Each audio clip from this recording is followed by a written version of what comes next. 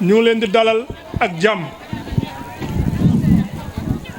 di kontaan ci seen ñëw di kontaan aussi ci mobilisation dëkk bi vraiment monsieur le ministre nit ki bu la defalee da nga koy jéem a fay lu mu la defal mais xam nañ ni nous ne serons jamais à la hauteur. C'est pourquoi population Pout-Diack, les notables ici présents ñoom ñëpp ñu ngi ni toog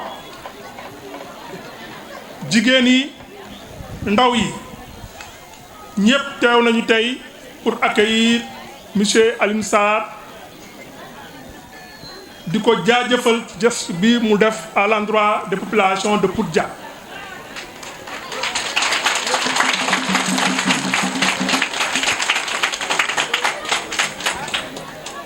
Monsieur le ministre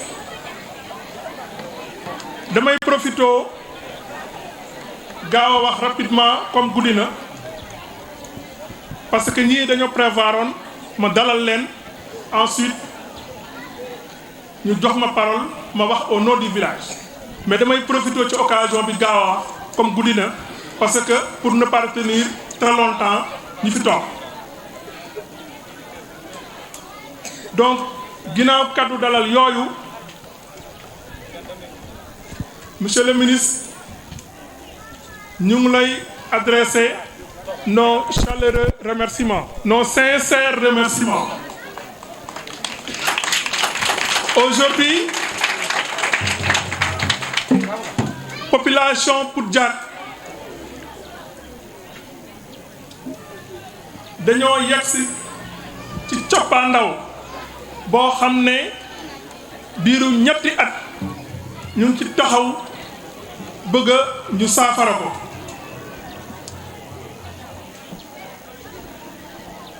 duñu attardé wu sax kii moo def wala kee moo def waaye lu ñu bëgg a wax mooy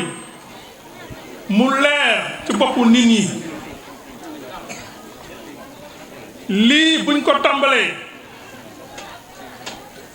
di jooytu ndox mi yaakaar naa ni ñun ñoo toog naxa seen mii mun na ma seede ak keneen ñu toog j'ai adressé une lettre à monsieur le directeur de l'OFOR buñ ma tontoo rapidement liñ ma wax dinañ def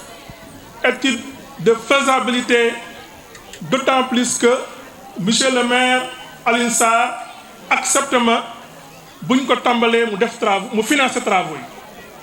kon donc loolu c'était depuis 2018 yaakaar naa ni kon bu ñu ñëwee ba fii tey yaakaar naa ni monsieur le ministre mii moo waral lool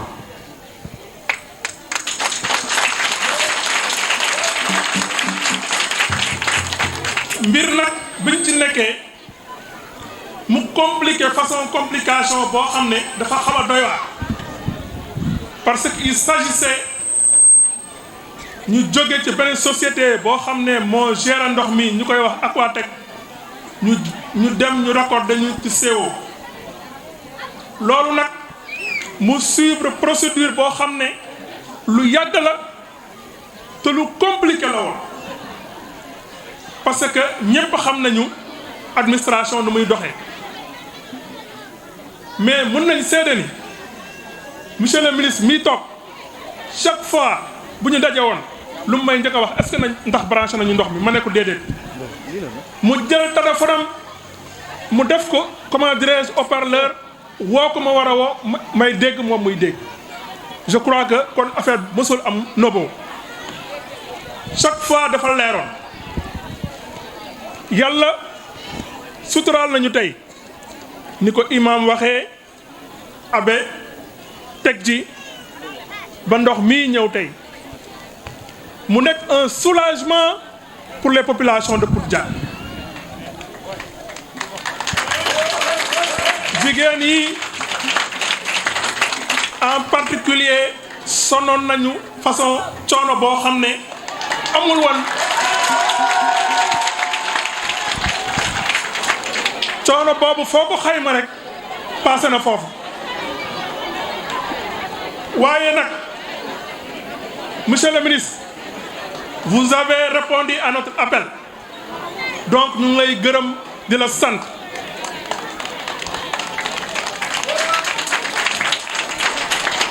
bu amoon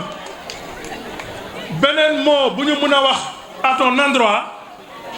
dañ koy wax waaye nag comme guddi na mënoon nañoo wax lu bari lu may wax foofu mooy dëkk baa ngi nii dëkk baa ngi nii une population qui est prête à accompagner monsieur le ministre Alioune Sarr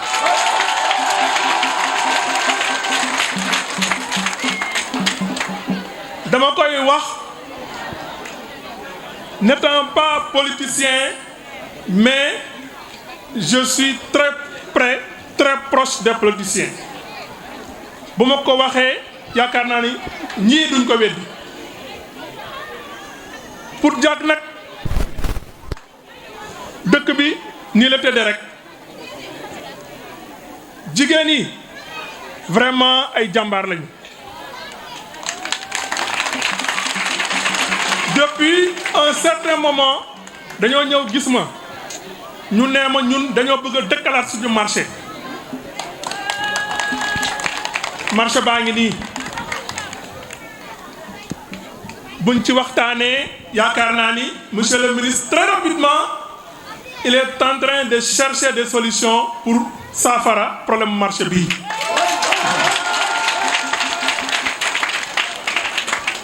à l'endroit des étudiants qui sont là yàgg nañ ko di ko jooytu suñuy doom lañu suñuy rakk lañu suñuy jarbaat lañu nekk fële ci Ndakaaru di jànkonte ay problème buñ ko yeggalee aussi monsieur le ministre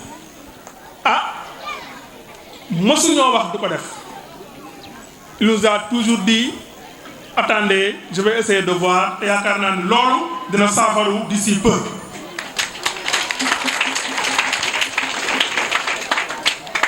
lu may yokk foofu pour Diack dafa nekk village boo xam ne bu ñuy tuddee zone d'arrivée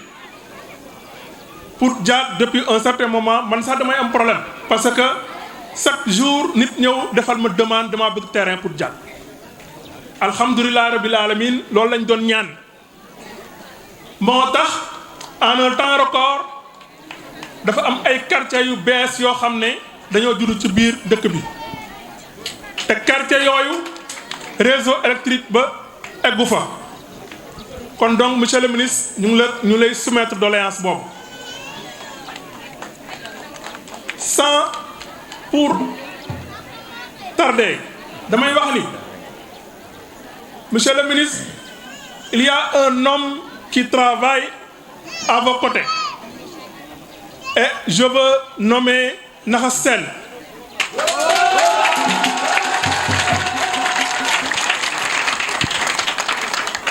Naxa Sène toute modestie mise à part maa ngi wax ni monsieur le ministre et je vais emprunter la langue de Shakespeare yaakaar naa noonu ngeen ko wax yéen étudiants yi voici l'homme à la place qu'il faut.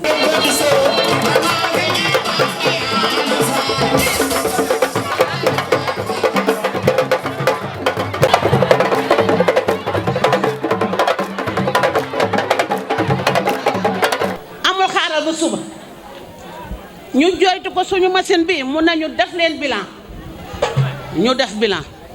doon ñaan audience pour dem ci moom jox ko ko ñu ne ko dañoo bëgg financement mu lijjantil ñu ko ñu ne ko dañoo bëgg formation mu fayal ñu formation première formation bi mu ñëw jënd produit yi may ñu kon li mu def mii naa ko wax ca kaw kenn mësu ko fee def musu fee am ñu ko ci sant di ko gërëm ñun nag dañ koo waxoon bi mu ñëwee fee di ñu former kenn defaluñu dara ku ñu defal nag ñu ànd ak yow kon moom def na lu des ànd bi te mi ngi gën a rafetal mi ngi gën a rafetal mi ngi ñu topp ñu ci suñu bëgg-bëgg lii mu def ci ndox mi kenn ku ne xam nga ki la man danga ko dul nangu waaye moom rek a ko mën kon gërëm nañ ko sant nañ ko ñun nag suñuy doléance ñun jigéen ñi lii ay jaar-jaar lu ñu jaar ak moom pour nit ñi parce que góor ñi xam ñu loolu de ñun jigéen ñi ak moom ñun ñoo ko xam kon li mu def ci ñun il faut ñu seedeel ko góor ñi ñu xam ko suñu machine bii def nañu programme bi 700000 moo koy defar suñu jardin bi suñu abbé bu ñàkk ki ñaan bi nga xam ne daf ñoo jàppale fu ne jigéen ñi xajatuñu ci biir ñu ne nañu wut beneen tool amuñu ko ñu ko may ñu koy ñaan université bii nga xam ne mi ngi fi yaatu Yambalang donte daf ñuy abal foofu 2 hectares yi ñu béyee ñun jigéen ñi ñu teg ko ci loxoom.